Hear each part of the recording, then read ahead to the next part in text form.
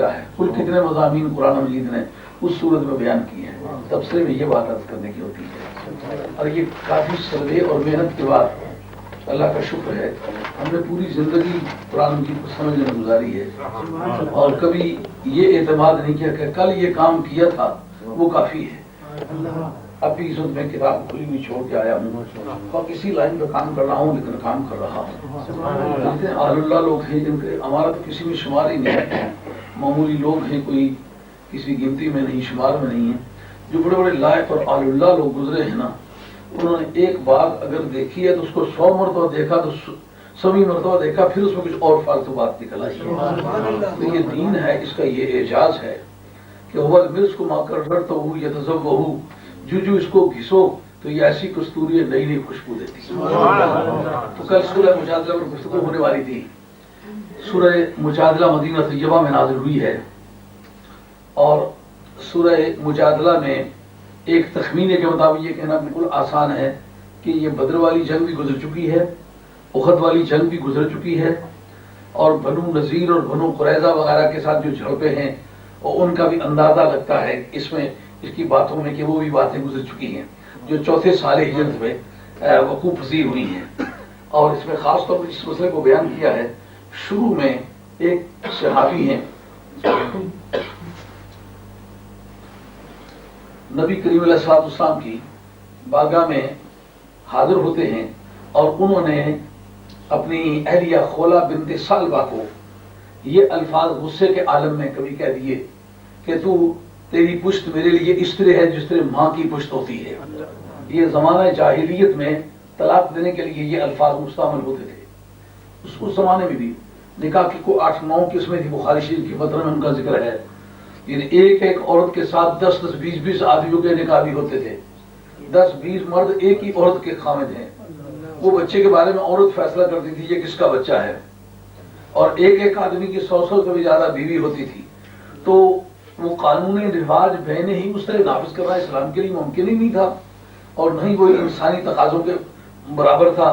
اس لیے ہر معاملے میں انتظار کرنا پڑا. جو سابقہ کسٹمری لا، سابقہ رواج انسانیت اور اخلاق کے میزان پر پورا اترتا تھا، اسلام کے مزاج کے موافق تھا، اس کو بہنے ہی اسی طرح نافذ بھی کر دیا گیا ہے. جیسا کہ آپ لوگ طہارت خانے میں لوٹا لے کے جاتے ہیں، یہ اسلام کا اپنا قانون نہیں ہے. جب نبی کریم علیہ السلام مدینہ طیبہ میں گئے، یہ کتاب الطہارت کے اندر حدیث آتی ہے، مسلم میں بھی، بخاری میں بھی، مشکوٰۃ شریف میں بھی. تو پتہ چلا کہ یہودی لوگ جو ہیں انہوں نے مکانوں کی چھتوں پہ ٹوائلٹ بنائے ہوئے ہیں، اور یہ ساتھ لوٹا لے جاتے ہیں اور طہارت کر کے وہاں سے آتے ہیں. تو نبی کریم علیہ السلام کو جب اس کی اطلاع پہنچائی گئی تو سرکار نے اس لوٹے کی اسی وقت اجازت دے دی. تھا یہ کسٹمری لا، لیکن جو اسلام کام کرنا چاہتا ہے اس کے عین مطابق تھا، اس لیے قانون رواج کو نافذ کر دیا. یہ اس قانون رواج میں سے تھا جس سے اسلام کا منشا پورا نہیں ہوتا بلکہ جہالت کو فروغ ملتا ہے، اس لیے سرکار نے انتظار کیا. تو وہ خولہ بنت ثعلبہ حضور کی بارگاہ میں حاضر ہوئی اور آ کر کے کہنے لگی کہ میرا میاں بڑا اچھا تھا، بڑا نیک شخص تھا، اب وہ عمر سیدھا ہو گیا، یہ قدر طبیعت چڑچڑی ہو گئی ہے، بات پہ ناراض ہوتا ہے، گالیاں دیتا ہے، مارتا پیٹتا ہے. تو آج اس نے مجھے یہ الفاظ کہہ دیے ہیں. اب اگر میں ان بچوں کو لے کے الگ ہو جاتی ہوں تو یہ بھوکے مریں گے، اور اگر یہ بچے اس کے حوالے کر دیں تو بچے برباد ہو جائیں گے. اب میں کسی زمانے میں میری صحت تھی، صورت تھی، میرا بیکا خاندان زندہ تھا، میرے پاس خود پیسے بھی تھے، پیسے بھی اسی خاندان میں نے خرچ کیے ہیں، صحت صورت بھی خرچ ہو گئی ہے. اب نہ نیا خامن کرنے کی پوزیشن میں ہوں، نہ ان بچوں کو چھوڑنے کی پوزیشن میں ہوں. بتائے مجھے کیا کروں. قد سمع اللہ قول التی تجادلک، یہ آیت اسی مضمون سے شروع ہوتی ہے. اللہ نے اس عورت کی بات سن لی ہے جو آپ سے جھگڑا کر رہی تھی. سرکار فرماتے اس بارے میں اللہ تعالیٰ کے فیصلے کا انتظار کرو. وہ بار بار چاہتی ہیں جس وقت کسی خاتون کو طلاق ہوئی ہو، اللہ کبھی آپ کو یہ تجربہ نہ کرائے. ہر کوئی بہنوں والا ہے، بیٹیوں والا ہے، ماؤں والا ہے. یہ تجربہ ایسا تلخ ہے، خدا دشمنوں کی بیٹیوں کو بھی یہ نہ کرائے. اس وقت اور عورت کو وہ اپنے بھائیوں کی نگاہ میں بھی گرا ہوا سمجھتی ہے، بہنوں کی نگاہوں میں بھی، اپنی اولاد کی نظروں میں بھی. وہ سمجھتی ہے بچے میرے کہیں گے پتہ نہیں ہماری ماں میں کیا عیب ہے جس کی وجہ سے یہ حادثہ اسے پیش آیا. اور اس وقت سوسائٹی کو انتہائی مشکل ہو جاتا ہے کہ اس کو بے گناہ سمجھے، عورت گنہگار سمجھی جاتی ہے۔ مرد بھی اس حالت میں اتنا پریشان ہوتا ہے، طلاق دینے کے بعد مرد جتنا پریشان ہوا میں نہیں سمجھتا کہ اتنا کسی بڑے سے بڑے حادثے کے بعد پریشان ہوا۔ یہی وجہ کہ جھوٹی موٹی باتیں پھر انہوں نے موقع بموقع بنائی ہیں، میں نے یوں نہیں کہا تھا، میں نے وہ کہا تھا، میں نے ایسے نہیں کہا تھا، ویسے کہا تھا۔ اور جو مولانا ان کی ہاں میں ہاں ملا جائے وہ بہت ہی اچھا آدمی ہوتا ہے، وہ ساری زندگی کے حرام کام میں انہیں ڈال دے، وہ کہتے ہیں کہ اس نے میری حمایت کی ہے، میری مدد کی ہے۔ انہیں یہ نہیں پتا کہ اس کے بعد ہماری جو زندگی ہوگی وہ کس طرح کی ہوگی، اس کا نتیجہ کیا ہوگا۔ جس کا گھر میں حرام کام ہوگا روٹی نہیں پوری ہوگی، اس گھر کے فسادات ہی نہیں دور ہوں گے، وہ ایسا داغ لگ جائے گا کہ اس خاندان کو ہمیشہ لوگ برائی کے ساتھ یاد کریں گے، اس کے بچے ساری زندگی سے اٹھانے کے قابل نہیں رہیں گے۔ وقتی طور پر ان کا وہ مسئلہ حل ہو جاتا ہے اور قیامت تک کے لیے ان کے دامن تاریخ پر ایک بدنما داغ رہ جاتا ہے۔ اسی گفتگو میں بار بار وہ پوچھتی ہے، بار بار سرکار اللہ کے حکم کا انتظار کرو۔ اتنے میں پروردگار عالم کی طرف سے سرکار پر وحی اترنا شروع ہو گئی، تو سرکار دو عالم علیہ السلام نے وحی شفاعت کے بعد فرمایا کہ اے خولا بنت سالبہ، خدا کی طرف سے تیرے لیے ایک اطلاع آ گئی ہے، خوشخبری سناتا ہوں تجھے۔ تو کیا اس سے طلاق نہیں واقع ہوتی، اس کو کہتے ہیں زہار۔ اس سے سب سے پہلا کام یہ ہے کہ وہ آدمی غلام آزاد کرے اور بیوی کو بغیر تجدید نکاح کے واپس کر لے، اس کا نام زہار ہے، اس سے طلاق نہیں ہوتی۔ بعض لوگ اس کو تجدید نکاح کے ساتھ ترغیب کرتے ہیں۔ تجدید نکاح اس وقت ہوتی ہے جب نکاح ٹوٹا ہو، سرکار اس سے نکاح ٹوٹتا نہیں، اس سے اس پر تاثیر آتی ہے، تاثیر کا اسے غلام آزاد کرنا پڑتا ہے۔ جب خامد کو بلایا، کہا غلام آزاد کر، اس نے کہا یا رسول اللہ میں بہت غریب ہوں، میرے پاس تو کوئی غلام نہیں ہے۔ دوسرا فرمایا کہ اگر غلام آزاد ہو، اسی جگہ قرآن مجید کے متن کے اندر وسیع مسئلہ موجود ہے، اس کا نام زہار ہے۔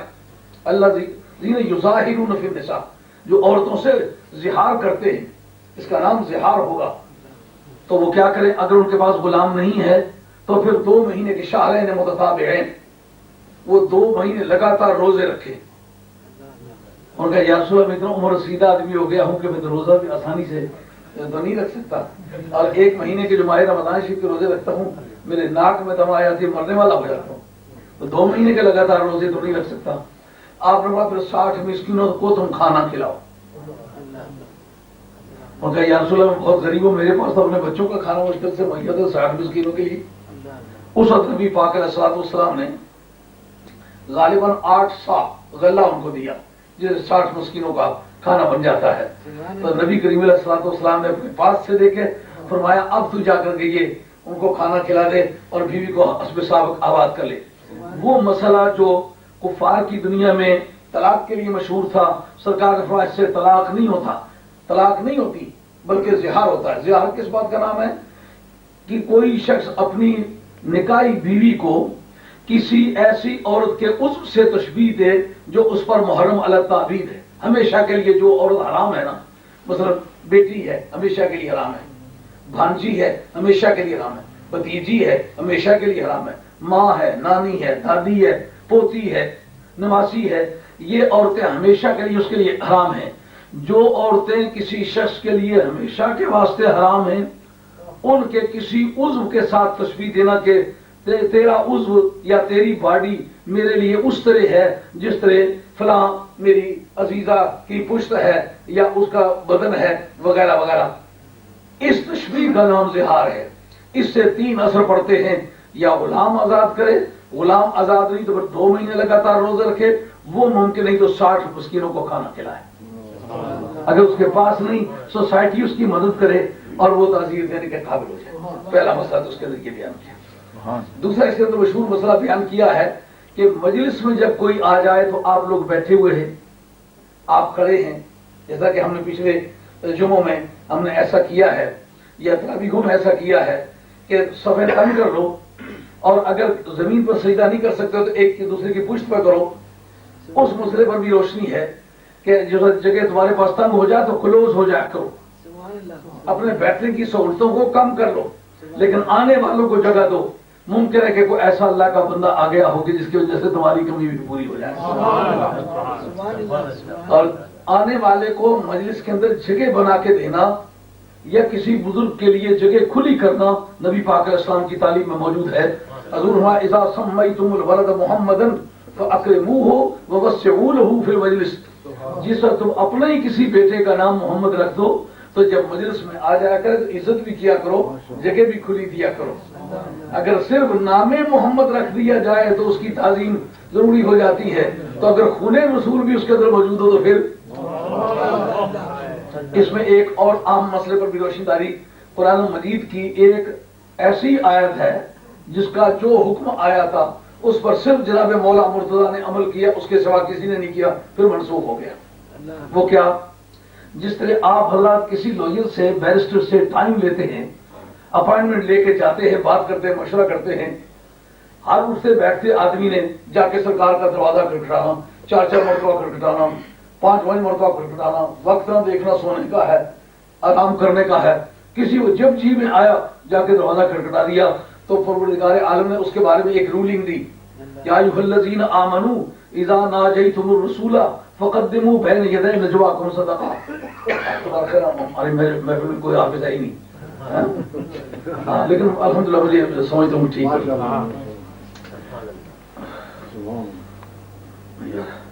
وہ ان دنوں ذرا پانی لائیں. وہ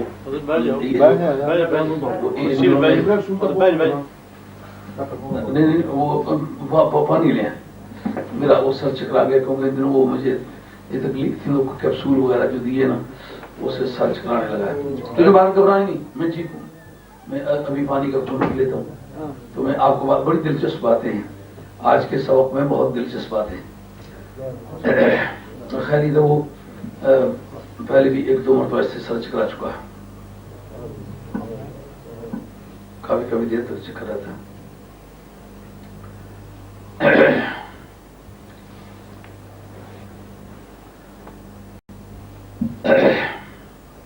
بہرحال وہ اپائنٹمنٹ لے کر جس کے آپ اور میں لوگوں کے پاس جاتے ہیں اور جا کر کے ان سے بات چیت کرتے ہیں, اس طرح سرکار کی بارگاہ میں لوگوں نے آنا جانا شروع کر دیا اور کچھ لحاظ نہ کرنا کہ سرکار کس حالت میں ہیں یا وقت ملنے کا ہے. نیچے رکھتے اب تھوڑی ٹھیک ہوئی ہے, ضرورت پڑی گی لیں گے.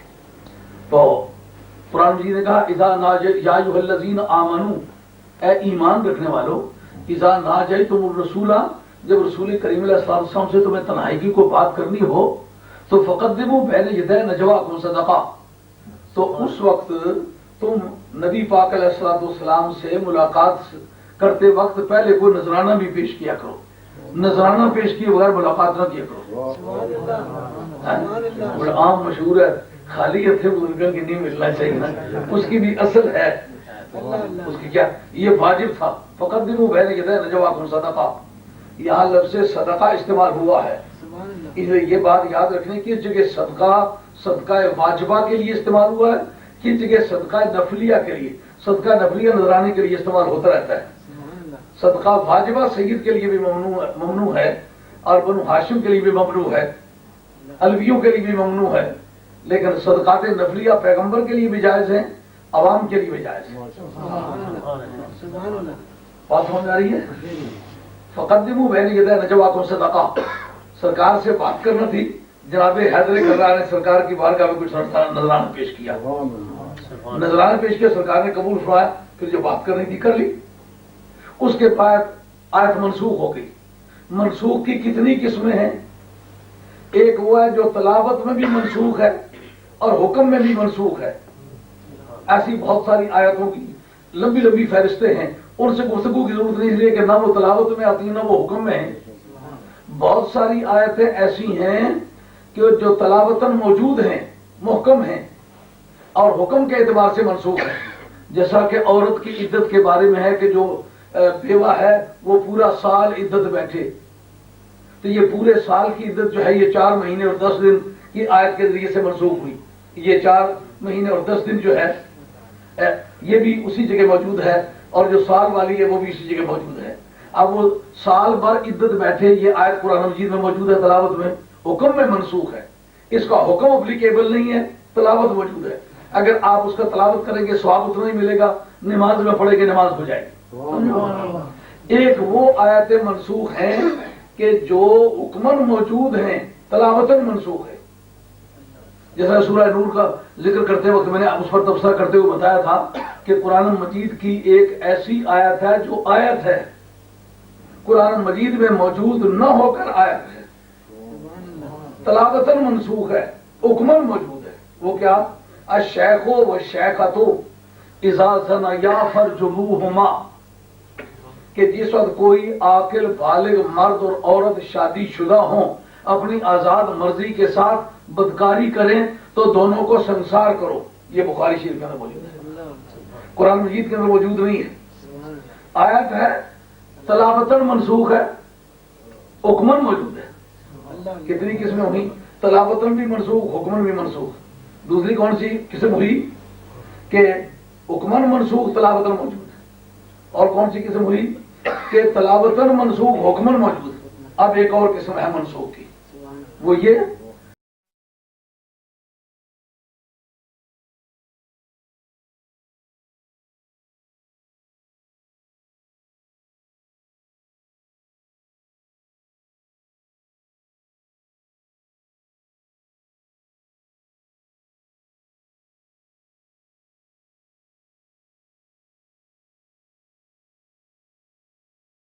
منسوخ حکماً موجود ہے۔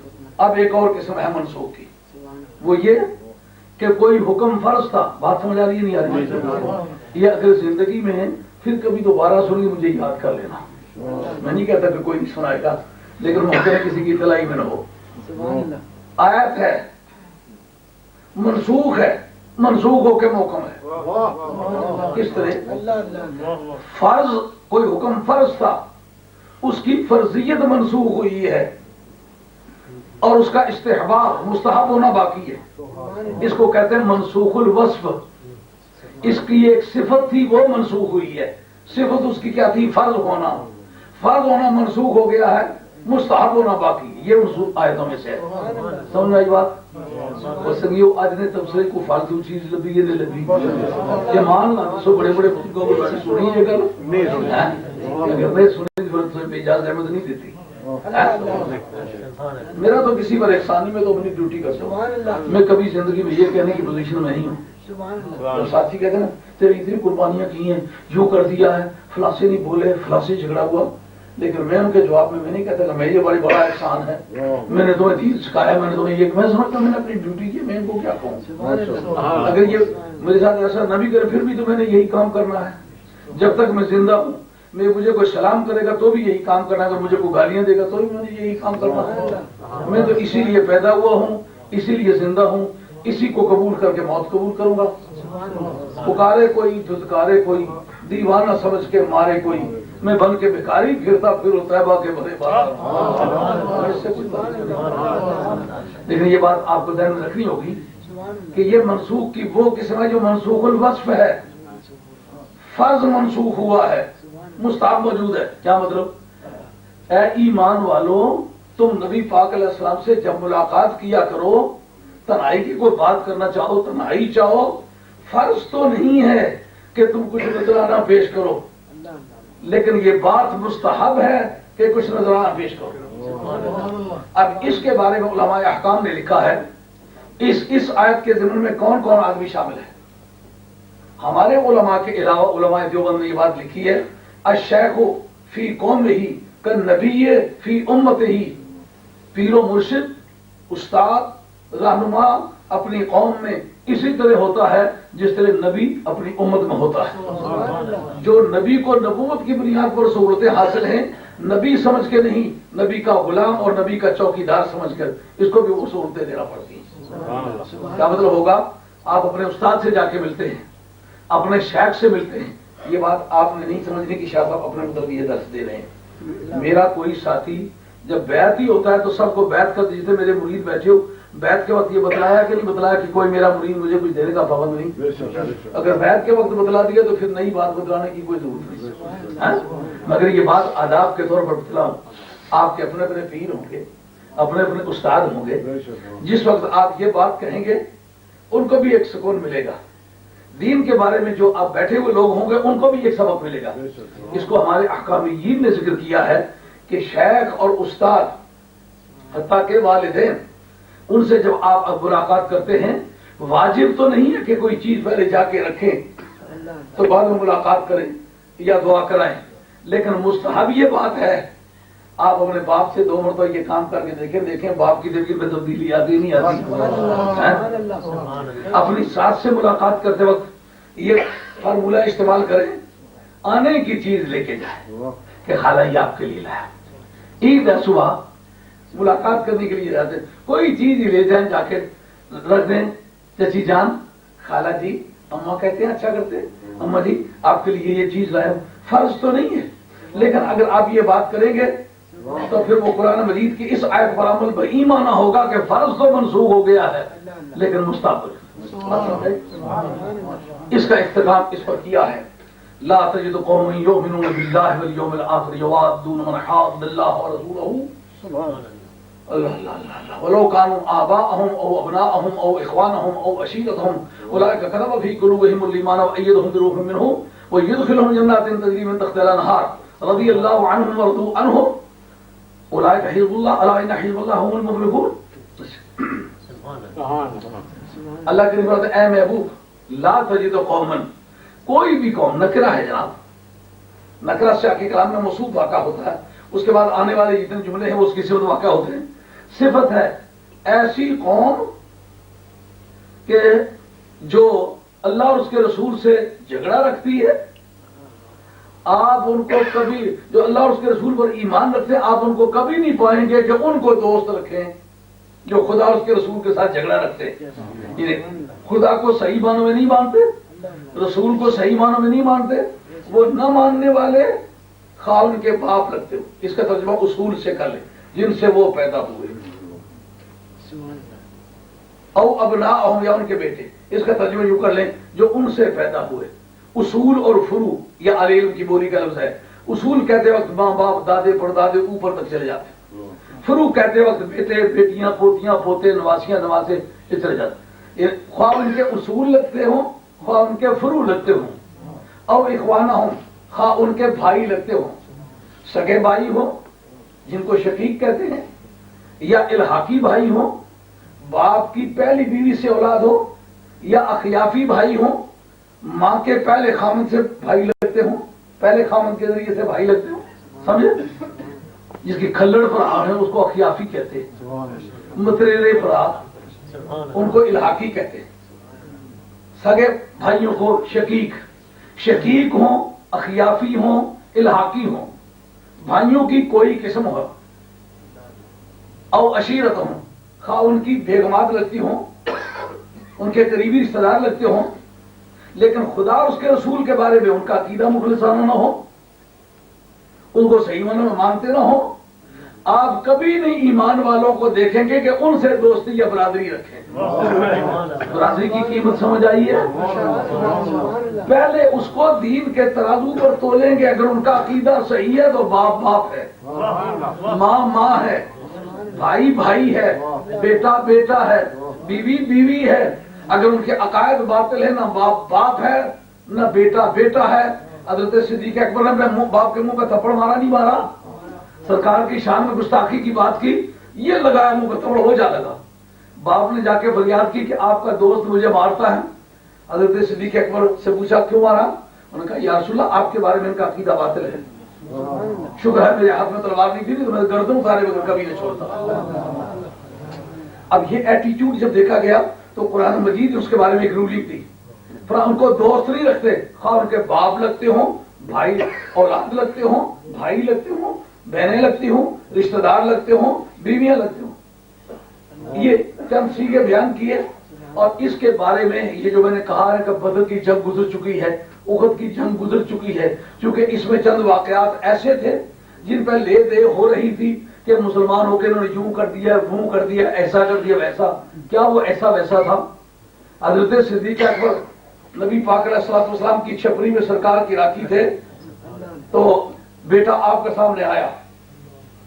بعض نے کہا عبد الرحمن ابن بکر ہے، بعض نے لکھا کہ محمد بن ابی بکر ہے، کوئی ہے مگر بیٹا ہے. چھپری کے سامنے سے گزرا تو حضرت صدیق اکبر کو غیرت آ گئی. کہا یا رسول اللہ اجازت ہے تو اس کی گردن اتاروں. آپ نے فرمایا نہیں، مجھے اپنے آپ سے فائدہ اٹھانے کا موقع دو، یہ میرے پاس رہو. इन्नका का समय वल बसर, तू इस तरह जैसा आंखें होती हैं और कान होते हैं, तुझे एक लम्हे भर के लिए भी जुदा नहीं कर सकता, तू यहीं रहे। और हजरत फारूक आज़म रज़ियल्लाहु ताला ने अपना हकीकी मामू आस बिन हिशाम अबू जेल का भाई है, ये सके भांजे थे फारूक आज़म अबू जेल के, और इसका छोटा भाई था जिसका नाम था आस बिन हिशाम, जिसका नाम अमर बिन हिशाम था ना, उसका नाम आस बिन हिशाम था। बराबर जब आ गया ना तो हज़रत फारूक आज़म ने कहा जाना नहीं है। उन्होंने कहा क्या? उन्होंने कहा होशियार हो जाओ, उस रिश्ते को जाने के देख तो मेरी माँ का क्या लगता है, इधर मुझे देखना मेरे मुस्तफा का तो क्या तू लगता है, तेरा अकीदा बदला, जान संभाल। फारूक आज़म ने मार के तलवार गर्दन को उड़ा कर दी और तलवार की नोक पर उनकी गर्दन उठा के सरकार की बारगाह में पेश की। कभी ये बात कही थी हजरत नबी करीम अलैहिस्सलाम की बारगाह में, अंत अहब्बु इलैया, या रसूलल्लाह आप मुझे सबसे ज्यादा प्यारे हैं कुल कायनात में, इल्ला नफ्सी बैन जब्बैया, सिवाय इस मेरी जान के जो दो पहलुओं में मौजूद है, अज़ुर्हा ला युमिनु अहदुकुम हत्ता अकूना अहब्बा इलैहि मिन नफ्सिही, जब तक मैं जान से भी ज्यादा प्यारा ना हो जाऊं उस वक्त तक कोई मोमिन नहीं हो सकता। उस सरकार के दामनों से लिपट के कहा या रसूलल्लाह अंत अहब्बु इलैया मिन नफ्सी, मेरे दो पहलुओं में बसने वाली जान से भी अब मुझे ज्यादा प्यारा। लेकिन इसका सबूत चाहिए था। आज वो वक्त आया कि हजरत फारूक आज़म ने अपने मामू की गर्दन उतार के तपा चका खून की हालत में सरकार की बारगाह में से होके शमशीर पर पेश की। उनका या रसूलल्लाह मोहब्बत में सच्चा हूं कि नहीं, और अल आना या उमर, अब मजा आया उमर, अब तो सही। हजरत अबू उबैदा बिन जर्राह जो किसी जमाने में हजरत फारूक आज़म के जमाने में CNC आर्मी के ये रहे हैं, सिद्दीक अकबर के जमाने में खालिद इब्न वलीद थे और फारूक आज़म के जमाने में अबू उबैदा बिन जर्राह थे। ये CNC मुस्लिम आर्मी के रहे हैं, बहुत जंगी जर्नल है, बहादुर आदमी है। अब जरा इसके तलवार की इज्जत में बाप आया, उनका बाप होशियार हो जा, गुलाम मुस्तफा हूं, उनका बेटा होकर के मेरी तरफ तलवार तेरी कैसे उठ सकती है? उनका अभी पता चलेगा कैसे उठ सकती है। मैं पहले गुलाम मुस्तफा हूं, बाद में तेरा बेटा हूं। वो पहले फैसला हो चुकेगा कि मैं गुलाम मुस्तफा हूं कि नहीं हूं। तेरी गर्दन मेरी गुलामी की कीमत है। आग फैसला करेगी मेरी मोहब्बत कि मोहब्बत मुस्तफा गालिब है या मुझे अपना वो खानदान की रखे खून गालिब है। बाप की गर्दन उतार के सरकार की बारगाह में पेश की। या रसूलल्लाह आप फरमाते थे जब तक मैं बापों की मोहब्बत पर भी गालिब ना आ जाऊं कोई मोमिन नहीं हो सकता। अब बताइए अल आन, अब मजा आया। हाजी हजरत मुसअब इब्ने उमैर जो मदीना तैयबा में पहले टीचर बना के भेजे गए, जो साद बिन मुआज सैयदुल अंसार थे औस कबीले के, वो भी हजरत मुसअब इब्ने उमैर की टीचिंग से मुतासिर होकर मुसलमान हुए थे। उनको सूरह यूसुफ पढ़ाई थी। ये टीचरों का पुराना तरीका था, जिस मरकज से आए उस मरकज के लिए काम करना। दौरे हाजिर में साजिश के लिए ये सारे हथियार इस्तेमाल होने लगे। जिधर जिधर किसी बंदे को भेजा है वो अपनी ढोक अलग आबाद करने के लिए, मिशन का पता ही नहीं, पढ़ाया किसने है, खर्च किसने किया है, खिलाया पिलाया किसने है, कपड़े किसने दिए हैं, किताबें किसने दी हैं, कितने सालों तक मेरे खानदान को पाला है, वो एक अलग अपनी पार्टी बनाने में लग गया। ये मुनाफिकत की अलामत है। वाह कुर्बान जाए सहाबा रसूल के कि वो गए हैं और पढ़ाया है। तो जो आदमी अंसार में चीफ था ना, वो हजरत मुसअब इब्न उमैर का शागिर्द था। ये वही शख्स है जिसने कभी कहा था या रसूलल्लाह हम कौम मूसा नहीं है जो कहें तुम जाओ तुम्हारा खुदा जाए, जाके लड़ो हम तुम्हारा तमाशा देखेंगे। नहीं ऐ अल्लाह के रसूल तुम भी चलो, तुम्हारा खुदा भी चले, जंग छेड़ने वाला काम करो, लड़ने का काम हम करके दिखाएंगे, दुनिया देखो। ये उनके तैयार किए हुए थे। मुसअब इब्न उमैर का किरदार क्या था? मुसअब इब्न उमैर के किरदार का हाल देखने के लिए ये जानना काफी हो जाएगा कि उहद की जंग है। उनका भाई अब्दुल्ला बिन उमैर आमने सामने आया, आमने सामने आके कहता है और मुसअब कुछ ख्याल कर, मैं तुम्हारा भाई हूं। उनका ख्याल कर, मदीने वाले के जुल्फे ताबेदार का, मैं रसूलुल्लाह का गुलाम हूं। भाई होना की वहां कोई कीमत नहीं है। होशियार हो, जो कि तुझसे हो सकता कर, मैं तेरी जान लेने के लिए आया हूं। आज तेरी गर्दन उतार के मुझे सबूत पेश कर रहा है कि मैं सच्चा मुसलमान हूं, ये झूठा। सगे भाई की गर्दन उतारी, सरकार की बारगाह में पेश की। अरे ایک جگہ پھر قرآن مجید کے سامنے جو بحث شری تھی نا، فلانے بھائی کو مارا، فلانے باپ کو مارا، فلانے ماموں کو مارا، فلانے رشتے دار کو مارا، فلانے بیٹے کو مارا. رب کریم یہ جو انہوں نے کام کیے ہیں یہ فنڈامنٹل لا بنا ہے. آئندہ جتنے بھی قانون بنے گے ان کی روشنی میں بنے گا. جو ان سے مطابقت رکھے گا وہ قانون ہوگا، اور اگر ان سے مطابقت نہیں رکھے گا تو قانون. اللہ کریم نے ان کے بارے میں آگے چل کر کے ایک ورڈکشن دیا، اولئک کتب فی قلوبہم الایمان، اللہ نے ان کے دلوں میں ایمان لکھ دیا ہے. ہاں وأیدہم بروح منہ، اگر کتب فی قلوبہم الایمان کا اگر حروف ابجد کے حساب سے اس کا عدد نکالیں تو اعلیٰ عدد فاضل کریم رحمۃ اللہ علیہ کا تاریخ ولادت نکلاتی ہے. یعنی جن کے دلوں میں اللہ نے ایمان لکھا ہے اعلیٰ عدد کی وہ تاریخ پیدائش بنتی ہے. اور اللہ تعالیٰ نے اپنی روح کے ذریعے سے ان کی امداد فرمائی ہے. روح کے ذریعے سے امداد فرمانے کا کیا مطلب؟ اللہ تعالیٰ نے ان کے سینوں میں وہ نور عطا کیا ہے کہ وہ چھینپتے ہیں ہی نہیں. آسمان سے کڑکتی بجلی گرے وہ سمجھتے ہیں بجلی خدا کی طرف سے آئی ہے. ہم خدا کے رسول کے غلام ہیں، بجلی ہمیں کیا کرے گی، دشمن کے لیے آئی ہے. انہوں نے یہ تجربہ آگے مٹھی برکندریوں سے میدان بدر میں کر کے دیکھا تھا، اس لیے وہ گھبراتے نہیں. اور فرمایا یدخلہم جنات تجری من تحتہا الانہار، اللہ تعالیٰ ان کو ایسے باغوں میں داخل کرے گا جن میں نہریں چل رہی. رضی اللہ عنہم ورضوا عنہ، اللہ ان سے راضی ہو گیا. یار یہ بات تو سمجھ میں آتی ہے کہ اللہ ان سے راضی ہو گیا. اس کو تو روٹنے کا حق ہے، راضی ہو گیا تو یہ تو بات بن گئی. لیکن یہ کیوں کہ وہ اللہ سے راضی ہو گیا. کبھی بندے پر بھی وہ وقت آتا ہے کہ خدا بندے سے خود پوچھے بتا تیری رضا کیا ہے. حزب اللہ، وہ اللہ کی سنگت ہے. الا ان حزب اللہ هم المفلحون، خبردار اللہ ہی کی سنگت کامیاب ہونے والی. آگے سورہ حشر آئے گی، آج اس پر تبصرہ نہیں ہوتا. سورہ حشر کا تبصرہ کافی لمبا ہے وہ لمبائی میں تو کوئی اس سے زیادہ لمبی نہیں ہے، لیکن اس کی بیک گراؤنڈ کافی ہے. اس میں تقریباً سارے حجاز کی ہسٹری انوالو ہوتی ہے. انشاءاللہ مزید وہ جب آپ سنیں گے تو آپ کو پتہ چلے گا مدینہ کا ایک ایک گھر کس طرح مدینہ شریف میں آیا ہے، کس کس طریقے سے وہاں کے آباد ہوئے ہیں، کون کس چیز پر کب قابض ہوا، کیوں قابض ہوا ہے، اور اس کا وہ پرانا قبضہ آئندہ کی سیاسیات پر کس طرح اثر انداز ہوا ہے. سرکار کے دور میں جو حالات تھے وہ اس کی بیک گراؤنڈ کیا تھی. بڑا دلچسپ ہے. تو اب اس کو تبصرے کو یہاں ختم کرتے ہیں. کل تو عید ہے، عیدی علیہ دیڑت ہے، نمازی بھی مسیدی کی ہاتھ نہیں اسنا. کچھ کڑیاں جا کے تو نہیں ہونے سکولا چٹیاں داڑیاں والے تنکے جی جا چھٹی ہوئے ایک ٹنگ زیوں چاہیے چھٹی چھٹنگ پاوے بڈھے نہیں ٹنگ. پارکنگ نہ اعلان کر دیتا ہے مان لگا جو فری ہو گیا جی پارکنگ فری کے ساتھ کونسل دے دی ایسے کل آتا ہے ہمیشہ آتا ہے. فی الحال تو کل اچھا دعا کرو یار.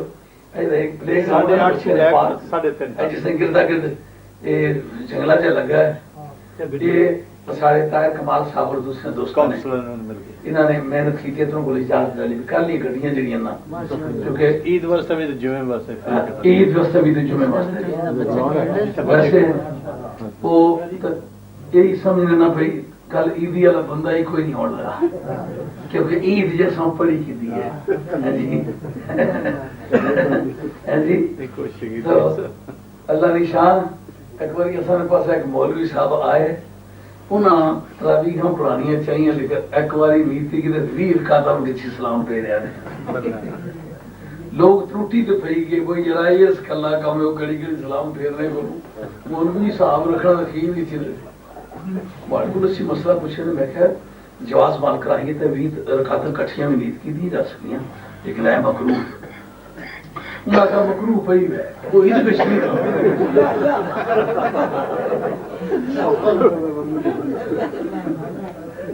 کفر کے طرح پتہ لگانے کہ مولوی صاحب نہ وضو اتنی دیر تک نہیں رہنا تو اس مجبوری نہ یہ گل کرنے سے تو جا وضو ہے تو ماں کے انہوں نے نماز بھی سنے نہ تو نماز جاری رکھی انہوں نے آخیا وہی ہے جو مولوی ہو جائے نماز.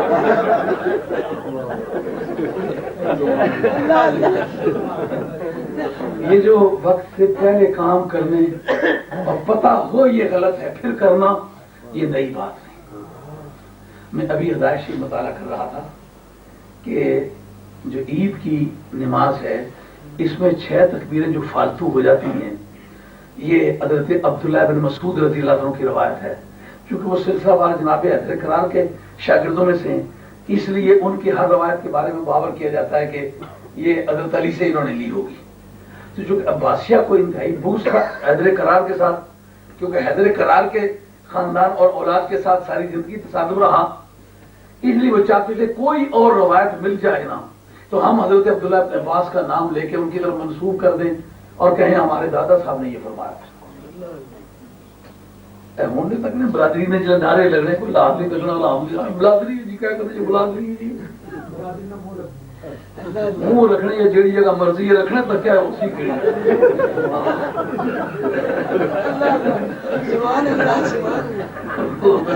بڑھنا گیا۔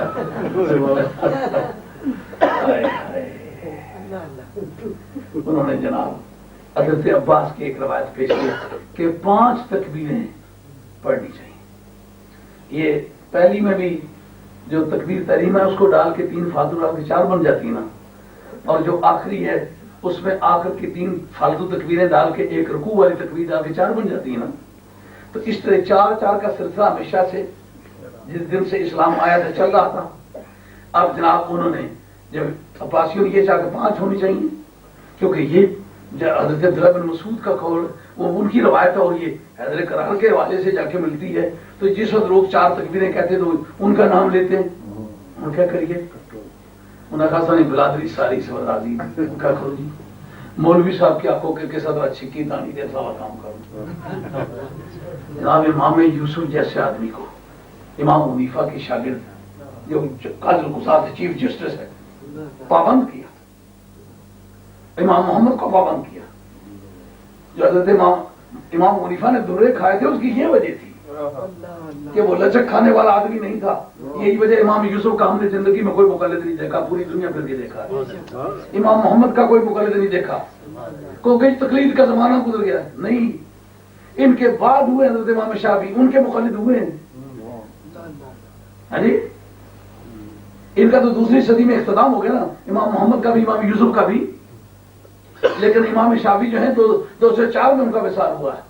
جس دن امام حنیفہ رضی اللہ عنہ کا وصال ہوا اس دن ان کی ولادت ہوئی ہے، 54 برس کی عمر میں وصال ہوا ہے، لیکن اس آدمی نے آل بیت کی محبت میں مارے کھائی ہیں، تکلیف اٹھائی ہے، جلا وطن ہوا ہے، پیدا بغداد میں ہوئے ہیں اور وصال مصر میں ہوا ہے، قبر ان کو جلا وطن کر دیا گیا۔ ان کا جلا وطنی قبول کر سکتا ہوں لیکن اپنے نظریات کو ہاتھ سے نہیں دے سکتا۔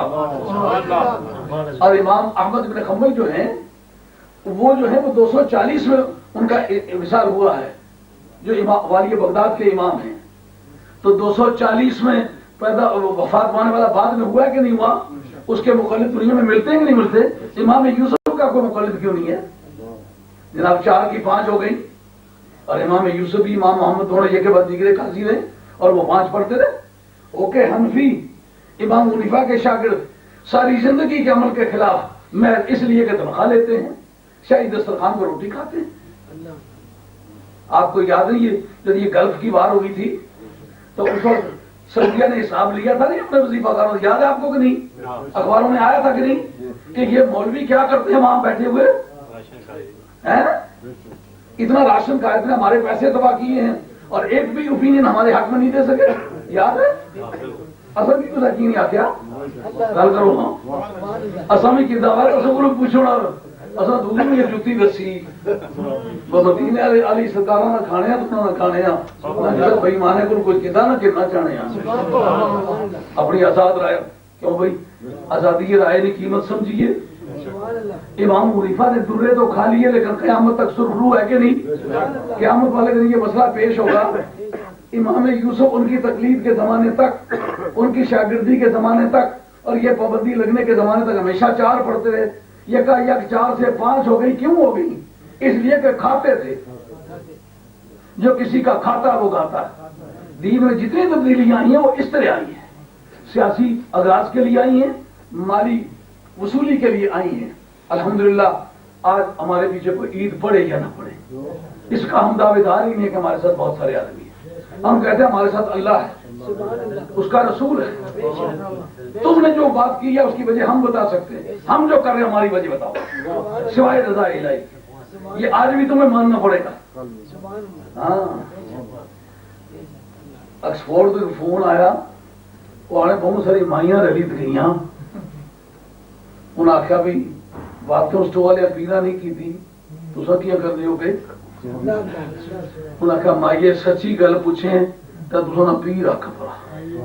اصل کی مجبوریاں ہی نہ کرنے دانے مسیتوں کٹی سکتے نہ مسیتوں کٹی سکتے. خدا نہیں کائنات جتنی نہ کٹی سکنا نے پیرا نہ سبو کا وہ پڑھی سکنا سکول نہیں پڑھنا.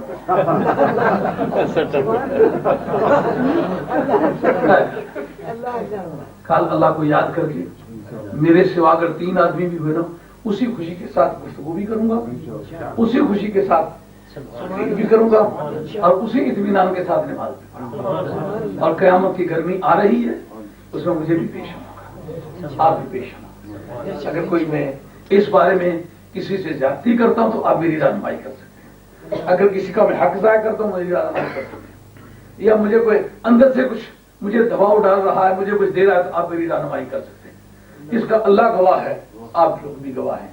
جو لوگ پیسے لینے والے ہیں ان کی اس طرح کی زندگی نہیں ہوتی جیسے ہماری زندگی ہے. یہ آج 24واں برس ہے اس ملک میں آئے ہوئے. یہ باتیں ایک مرتبہ نہیں 1,00,000 مرتبہ کھل گئی ہوتی اور کوئی کھلنے کا وقت نہیں آیا. لیکن وہ تو اخبارات میں کھل بکھل آیا کہ نہیں آیا. وہ مولوی کیا کرتے ہیں جن کو مانا وظیفے دیتے ہیں. اب وہ عباسیہ نے پورے قلمرو میں جب یہ بات رائج کی تو آپ سمجھتے ہو کہ شاید بغداد میں رائج کی نہیں. بغداد ان کا مرکز تھا. پورا حجاز ان کا ایک صوبہ تھا. پورا یمن ان کا ایک صوبہ تھا. گلف کنٹریز ان کی چھوٹی چھوٹی ریاستیں تھیں ان کے ماتحت تھیں. سندھ کا ایک بڑا حصہ ان کے قبضے میں تھا. پورے ایران کے 17-18 یہ جو صوبے ہیں یہ ان کے قبضے میں تھے. رشین اسٹیٹ جو تھی یہ اس وقت آزاد ہوئی ہے ساری ان کے قبضے میں تھی. پورا ترکیہ ان کے قبضے میں تھا. بلغاریہ کا کافی سارا ایریا ان کے قبضے میں تھا. اور یہ جو جزیرہ قبرص ہے یہ ان کے قبضے میں تھا. میڈیٹرینین سی یہ ان کے قبضے میں تھا.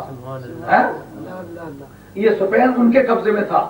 اور اس کے بعد یہ جو آپ کا موریٹانیہ ہے, مراکش ہے, اور الجیریا ہے, نائجیریا ہے, ٹیونیزیا ہے, ٹریپولی ہے, اور سوڈان ہے, اور ایجپٹ ہے.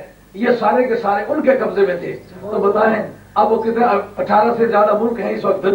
ان سارے ملکوں کے اکیلے حکمران تھے. نیز اپنی سرداری کو جتانے کے لیے کہ دین میں اصل ہم ہیں. یار وہ دین میں اصل ہے جنہوں نے پہلے دن کلمہ پڑھا ہے. حضرت عباس رضی اللہ عنہ کی ذات بڑی ذات ہے لیکن بدر میں بھاگا کون تھا؟ گرفتار کس کو کیا تھا؟ عبداللہ بن عباس کا کرتا اتار کے ان کو کس وجہ سے پہنایا گیا تھا؟ علی پر الزام درجہ. کوئی وقت بتاؤ علی بھاگا ہو. کوئی کافر کی تاریخ لے آؤ جو یہ کہے, مومن کی تاریخ لے آؤ, منافق کی تاریخ لے آؤ جو یہ کہے علی بھی بھاگا تھا. ایسا کوئی لے آؤ جو کہے علی نے صرف ماری تھی میں کھا کے سلامت رہا تھا. نہیں, جس کو علی نے مارا وہ گیا. ایسا کوئی لے آؤ جو یہ کہے کہ علی نے میں نے علی کو مارا مار گرایا. ایسا ماں نے جنا ہی نہیں. جس دن حضرت امام حسن نے ان کا جنازہ پڑھایا آپ کی چارپائی کے پاس کھڑے ہوئے کہا مسلمانوں آج تم سے وہ مرد خدا جا رہا ہے جو کسی میدان سے شکست کھا کے نہیں آیا. یہ موت والے دن کہنا اور ہزاروں لاکھوں کی تعداد کی موجودگی میں کہنا یہ اس بات کا ثبوت ہے. اگر یہ بات غلط ہوتی کوئی ایک تو کہتا فلاں جگہ سے بھاگے تھے, فلاں جگہ سے ان کو کسی نے مار گرایا تھا. مارنے والے نے بھی مارا تو رکوع کی حالت میں مارا. یہ مارنا مردوں کا مارنا تو نہیں ہے نا جی. تو وہ دین میں اپنے آپ کو اصل کہتے تھے جن کا دین پر 1 ٹکا بھی خرچ نہیں ہوا تھا. جب سوال اٹھا کہ جناب جتنے قیدی ہو ایسا کرو کہ وہ 4,000 دینار بھی مقرر ہوئے, 3 بھی مقرر ہوئے, 2 بھی, یعنی جیسے جیسے بندے کی حیثیت ہے اس کے ساتھ اتنی رعایت بھی کی جاتی رہی. حضرت عباس کی باری آئی اور ہمارے کو تک تیلا بھی نہیں پہن کہتے ہیں نبی کریم علیہ السلام یہ اکھیں بائی تک کیا نا انہیں آخیا جا کرم ٹرن لگے سے ہو یہ درگٹنی جو ایک پیر تو اندر سا ایک باہر سا. عمر فضل ماڑی چاچی ہوگی جی گل تو یاد ہے کوئی نہیں. کیا کہتا فلانے کونے اتنی شرفیاں دبی ہوئی یہ کہتے میں اس میدان جو ماریا گیا نا تو کٹی اتنا وقت بچے جوان ہوئی گیا سن حضرت باز آنے اس دن ماڑے دل پکی گل پی کہ واقعی نبی ہے پہلے سر ششو 5 سال ایک گل بھائی لگا یا میں ساتھ یا ہماری بیوی تھی بندہ کوئی نہیں دیکھنے والے بھی قیامت کی نظر رکھتے موازنہ کرتے ہو ان کے ساتھ جن کا گھر سرکار کی مرضی، جن کی زندگی سرکار کی مرضی، جن کا کھانا سرکار کی مرضی، جن کا پہننا سرکار کی مرضی، جینا ان کی مرضی اور مرنا ان کی مرضی، جو ان کی مرضی ہے وہ کام اختیار کرنا۔ تو پھر انہوں نے یہ 5 تکبیریں جاری کرتے وقت اتنے لوگوں کا ایمان لوٹا۔ جس وقت یزید کی بیعتیں کی گئیں، کیا خیال ہے اس وقت بیعت کسی نے آسانی سے کی ہوگی؟ میں چند صحابہ نام نہیں لیتا ان کا، 1 لاکھ درہم ان کو دیا گیا، آن ریکارڈ میرے پاس موجود ہے، میں نے نشانات لگائے ہوئے۔ تو پیسے لینے والا کہتا ہے ماڑے جی جنے اتنا پیسے ہم بکنے انہیں یہ وہی تو صحابی پھر تو بکے۔ پھر اللہ تعالیٰ بارگاہ اصل نہیں تو زبان ہی اٹھی نہیں کہ اصل گل کروں پر یہ گل پوچھن تو اسی ہے جی۔ اور جس کے مطلب یہ شکایت ہوتی ہے کہ یہ ممبر پر بیٹھ کے حضرت علی کو تبرہ نہیں بھیجتا، حسن حسین کو تبرہ نہیں بھیجتا، لعنت لعنت کہہ کے نہیں پکارتا، اس کی پوچھ ہوتی پیسے لینے والوں نے یہ کام 60 برس کیا کہ نہیں کیا نا؟ مولانا تھے نا، پورے 23 صوبوں کا ملک ہے، اس کے اندر ایک بھی بندہ ایسا نہیں ہے کہ جو یہ کام نہ کرے پھر اپنے عہدے پر قائم رہے۔ تو لوگ پھر اپنی روٹی کے لیے کرتے رہے نا، روٹیاں بچا دین بیچنا ہے، نئی گھر کھوئی رہے یہ پرانی گھر۔ اللہ ماڑا تو سنا خاتمہ سچی وما علینا الا البلاغ المبین وآخر دعوانا الحمدللہ رب العالمین والصلاة والسلام علی رسول الکریم الحمدللہ رب العالمین۔ انشاءاللہ عزیز پاکستان سے 19 تاریخ میں واپس آؤں گا، اس میں کوئی ارلیسٹ ٹائم جو ہے اس سے وہ تبصرہ پورا کریں گے قرآن کی جن صورتوں پر رہ گیا۔ آگے سورہ حشر کا جو تبصرہ ہے واقعی فکریات کی دنیا پر ایک حشر ہے، آپ وہ سنیں گے تو آپ کی طبیعت خوش۔ آج بھی جو آپ نے تبصرہ سنا ہے محسوس ہوا ہے نا کہ یہ عام ترجمے تفسیر تقریر سے مختلف قسم کی چیز ہے۔ اللہ تعالیٰ آپ کو بھی اور مجھے بھی توفیق عطا۔ دعا کریں اللہ سچے دین میں قائم رکھے۔